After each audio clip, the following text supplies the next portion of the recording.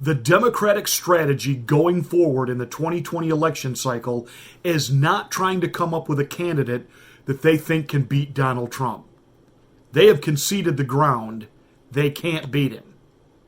So now they're trying to pick the candidate that doesn't take down the entire party when they lose. Enter Amy Klobuchar.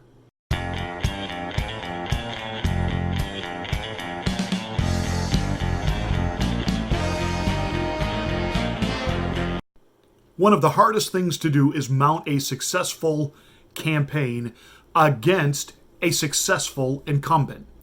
And whether people are ready to admit it or not on the Democratic side of the aisle, Donald Trump is hugely popular. Now, I get it.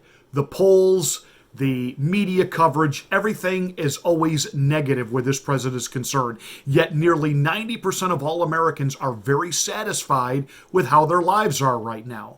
90%. And as the Democrats are out there talking about how bad the economy is, people are looking around at each other saying, no, it's not. When Kevin Costner in New Hampshire last night came out to endorse Mayor Pete, and he said, when I go to work, the conversations I'm having with people are just the mean, visceral discourse that's happening among people and blah, blah, blah. And I'm thinking, wait a minute, Kevin, nice try, pal. When I go to work in Hollywood with the Hollywood elite, with all those libloons and libtards, you guys are having meaningful discussions about what kind of shape is our country in. Now he's standing there in New Hampshire trying to pass himself off as, just one of the guys clocking in at the mill, and everybody else he's talking to has the same problem with this president. We just can't keep having this. It doesn't, as he kept saying, feel right. Well, sorry, Kevin, stick to movies, because when it comes to politics, you are in way over your head, and you really aren't the everyman. Sorry, nice try. So you have Donald Trump, who is hugely popular right now as far as the success that he has been able to achieve as president. Now, initially, the plan was to roll out Joe Biden, take us back to the Obama years. That, in other words, he was trying to kind of signal, hey, I'm not going to change a whole lot of what Donald Trump has done with the economy, because that is kind of working right now. What I'm going to do, though, is I'm going to keep the social agenda of the Obama years moving forward, and I'm going to make you feel better that it's not Donald Trump in the White House anymore, and I'm going to be the one that's basically going to take us back to that Obama euphoria. And the plan backfired, in huge part because, well, it's Joe Biden. And Joe Biden himself is very much mentally deficient. I don't know if he's got early onset Alzheimer's, dementia, or what it is, but he just hasn't had game this entire political season. It has been one gaffe after another, everything from not knowing what city, town, or state he's in, to then we have video footage of him, threatening people that are there to ask him questions at his rally and want to vote for him, and he's telling them go vote for somebody else. Then there was this snafu in the state of New Hampshire following his horrible showing in the Iowa caucus. He gets this. So you're arguably the candidate with the greatest advantage in this race. You've been the vice president. You weren't burdened down by the impeachment trials. In the participation. So how do you explain the performance in Iowa, and why should the voters believe that you can win the national election? It's a good question. Number one, Iowa's a Democratic caucus. You ever been to a caucus? No, you haven't. You're a lying dog-faced pony soldier. Okay. A vague reference to a 1952 Tyrone Power movie? Pony soldier? Yeah, nothing remotely disconnected and even borderline racist there, Joe. Way to go. Who is advising this guy? I mean, seriously, who is advising this guy? Now, the party bosses have been looking for somebody else to replace Joe. Maybe it was going to be Elizabeth Warren. But then again, she's got her own libloon ideas that have gotten her into trouble. And of course, she's never really retired from the whole Pocahontas thing. And by the way, Joe Biden, nobody's buying this, that the stuff about your son, there's no there. It's been looked at, investigated, it's over with. You people have got to get off this. No, investigations are now moving forward, and there's every indication to believe that your idiot son was a ruse for you. That you were the one making the real money. Every time you were made point man, Iraq, Ukraine, China, somehow you made millions of dollars. How is that? We got a real investigation brewing, and I'm thinking that you're just not up to the stress and pressure of what's coming, because you know what's coming. In fact, you've already pulled out of New Hampshire. You're already on your way south, and they haven't even finished voting there yet. So you're already conceding the fact you won't be giving any victory speech tonight in New Hampshire. Great message to be sending to your supporters, Joe. That said, Mayor Pete seemed to get some momentum in Iowa. Then, of course, it comes out that, he might be behind some of the rigging and some of the problems in Iowa. And he's got a real race problem. He fired the first black police chief in South Bend when he was mayor. The kind of improvements and things he did in South Bend really didn't improve anything other than some cosmetic fixes, that will be spun by the extreme liberals as for the white racist tourists. So he's got a race problem. But Mayor Pete does have a future. He's got a future. He was liked on The View. He was received by The View. He's articulate. He is disarming. I've said he's very dangerous, and I agree with Brit Hume. He is a rising rock star in the Democratic Party. That said, they're not going to let him get the nomination, not because he's gay, not because of his lack of experience, but because he is a rising star. He's got a future. And mark this down. This is where we're going with this commentary. Whoever loses to Donald Trump, their political future is over. It's done. It's finished. So, you can't allow somebody with a future, like Mayor Pete, to go down in flames. I was actually watching the results just after midnight, those first 3 primaries in New Hampshire that come in. Mayor Bloomberg got some write-ins, and people started to get a little excited. Why, Don Lemonhead over at CNN almost had a premature orgasm on live television, talking about, my mom likes Mayor Bloomberg. And they were kind of taken back. His little guest panelists are like, your mom likes Bloomberg? She said the most important thing is that we have somebody who can beat Donald Trump. Really? Because Bloomberg himself is going to have some real race problems.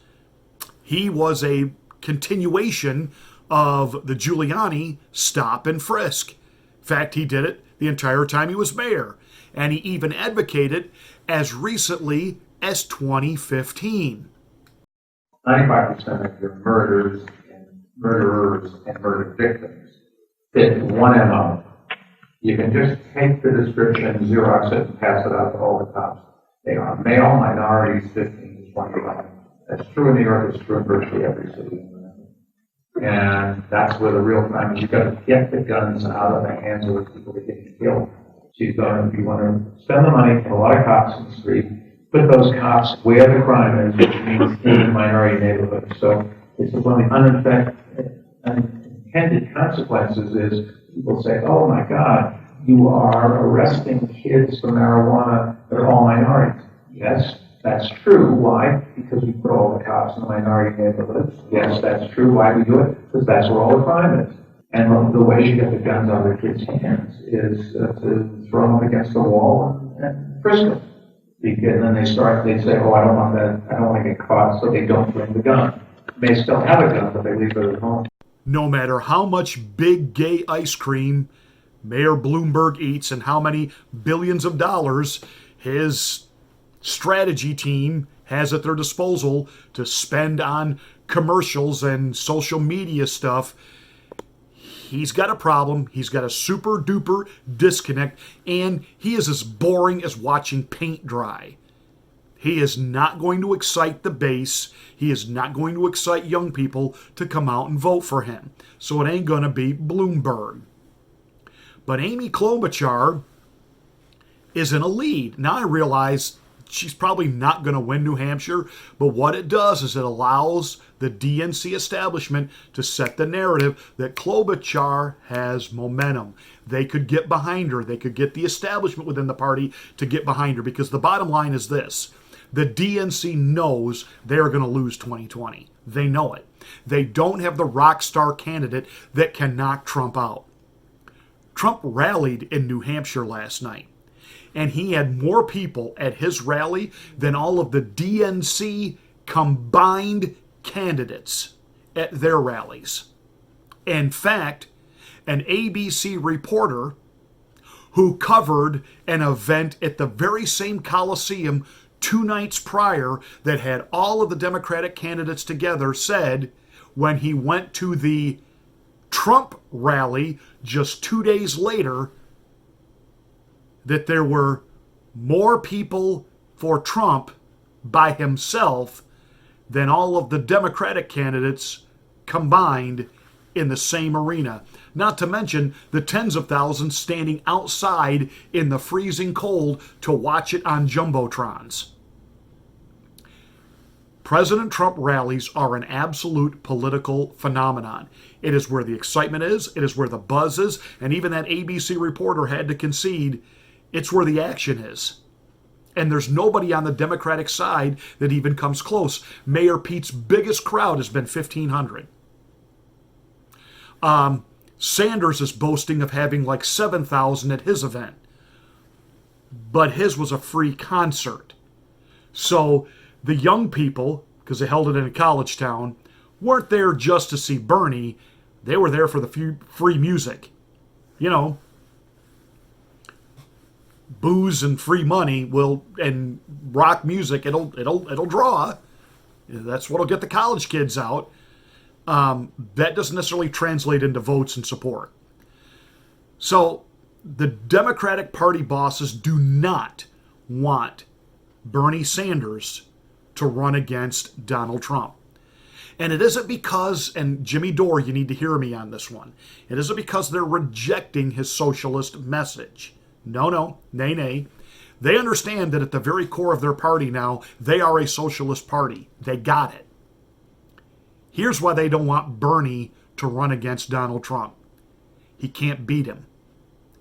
And if Bernie loses to Donald Trump, it will forever be projected that socialism lost. And the Democrats are still building their socialist brand. And they don't want the narrative to be socialism is over. Socialism is dead. Socialism was defeated by the Orange Man. So they're wanting to take Bernie out isn't about trying to kill completely your ideology. Now, there's aspects of it they know won't work that scare the billionaires to death, that scare corporate America to death. But that isn't the full reason why they don't want Bernie to be their candidate. Whoever loses doesn't have a future. Enter Amy Klobuchar. She's a moderate. She's a this, she's a that. If she loses to Trump, it lets you progressives say, see, this is what happens. This is what happens. You run the establishment. This is what happens. Remember, the initial plan was for an establishment guy, Joe Biden, to come in and win. He can't. Then the backup idea was, hey, what about Bloomberg? What about Bloomberg? He's a good establishment guy. And he's going to have a real race problem. Mayor Pete's got a future. They're not going to sacrifice him. Andrew Yang, not a chance in the world. His whole give everybody $1,000, never going to fly. It's going to be painted as trying to buy votes, and nobody's for that. Nobody. It isn't happening for Andrew Yang. Amy Klobuchar is leading right now. And it gives them the ability to paint her as this is somebody, get the donors behind her, get the money behind her, let her lose. And they don't care if she loses, because she doesn't have a future after this anyway. She is the sacrificial lamb. Because you got to understand, at the end of the day, the libloon elite have taken over the Democratic Party. And they're not sane on any level. Proof of it was on display, and again, I go back to the Oscars the other night, and some of you were saying to me, yeah, why are you paying attention to that? You're not America, you're not... You better understand that your kids watch that stuff. They watch their movies. They get spoon-fed their propaganda. And you can say, they're not watching it. Yes, they are. No, not in my house. Yes, they are. You're kidding yourself. You're lying to yourself. You don't understand the kind of influence Hollywood actually has on young people, their minds and their thinking, even from conservative families, Christian families, etc. It gets them to be quiet. It gets them to kind of, well, I may not like that lifestyle, but I can learn to be tolerant. I can learn to be quiet. You better understand just how dangerous it is. And if you don't know what they're saying and what they're up to, you don't know how to combat it. You don't know how to redefine it. You don't know how to deal with it. So Waukegan Phoenix, in his acceptance speech, along with all the other insane rambling rants that he had this to say. I think that we've become very disconnected from the natural world. And many of us, what we're guilty of is an egocentric worldview, the belief that we're the center of the universe. We go into the natural world and we plunder it for its resources. We feel entitled to artificially inseminate a cow, and when she gives birth, we steal her baby, even though her cries of anguish are unmistakable. And then we take her milk that's intended for a calf and we put it in our coffee and our cereal. Okay, so taking milk from cows now is horrible. We're bullying. We are doing species bullying. I point that out because this is the AOC thinking. This is the thinking of the far left, and they truly are the future of the Democratic Party. You need to fully understand that. And these people just love to lecture you and I on what we need to be doing to fix all the wrongs in the world, yet they can't fix their own stuff. They stand up there and they complain at these award ceremonies about sexism and racism within Hollywood. Well, it's your industry. You fix it. But then again, they can't even fix the homelessness happening right outside the doors of the theater where they were meeting. Yeah, I don't know, Steve. I'm a little conflicted. You know, I was driving here tonight and seeing the terrible homeless problem in LA. Thank you, Chris. So many stars. And in case you don't totally get the joke, the reason he was cut off so abruptly there, that was the joke, to cut him off. Hey, we don't talk about real problems in our own backyard. We just talk about other problems, other places that we expect other people to do something about, and it lets us stand up here and act holier than thou about it. That was the joke. That said, going into the 2020 election cycle, you need to keep an eye for who the Democratic establishment is going to pimp out there as the purposeful, sacrificial lamb. They are not trying to win. They are trying to pick the candidate that will, when they lose, doesn't take the entire party down.